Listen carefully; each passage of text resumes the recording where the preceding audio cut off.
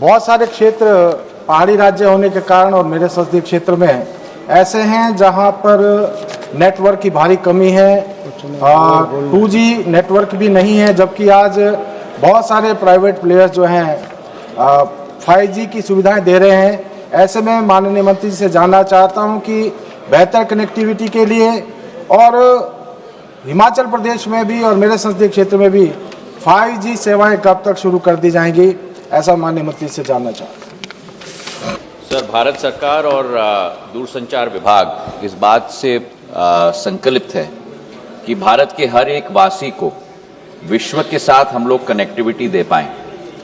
और आज इस प्रश्न के द्वारा मैं सांसद महोदय को भी धन्यवाद देना चाहता हूं और आपके द्वारा सदन को सूचित करना चाहता हूं कि आज 4G सैचुरेशन की जो हमारी योजना है कि जिन क्षेत्रों का संदर्भ संसद महोदय ने दिया जहां आर्थिक रूप से फीजिबिलिटी ना हो कनेक्टिविटी देने के लिए, तो डिजिटल भारत निधि के आधार पर हमारे ऐसी 12 योजना हैं, कुछ टापू क्षेत्रों के लिए, कुछ लेफ्ट विंग एक्सट्रीमिज्म क्षेत्र के लिए, कुछ पहाड़ी क्षेत्रों के लिए, कुछ 4G सैचुरेशन के आधार पर जहां संपूर्ण कनेक्टिविटी हम लोग दिलवा रहे हैं।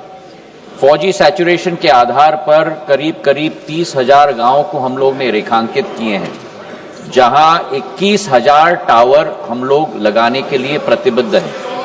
उस 21,000 टावर में से 17,000 टावर हमारे लग चुके हैं सर, और मैं विश्वास दिलाना चाहता हूं कि 100% 4G सैचुरेशन आने वाले दिनों में हम लोग कराएंगे। वर्तमान में हिमाचल प्रदेश में BSNL के द्वारा अनेक सेवाएं प्रदान की जा रही हैं, जैसे कि lease line, VSAT, internet back hall, enterprise data. और हिमाचल प्रदेश में जो कि एक पहाड़ी राज्य है, जहां मौसम की खराबी के कारण कई बार बारिश के कारण बर्फबारी के कारण दूरसंचार की सेवाएं बाधित हो जाती हैं। ऐसे में कर्मचारियों को दूर दराज के क्षेत्रों में पैदल जाना पड़ता है।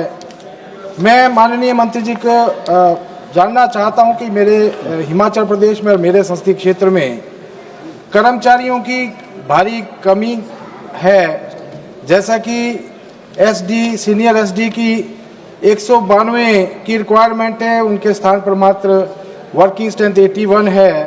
इसी प्रकार से GTO 282 की आवश्यकता है, उनके स्थान पर मात्र 165 हैं। JE की आवश्यकता 177 है, मात्र 110 है।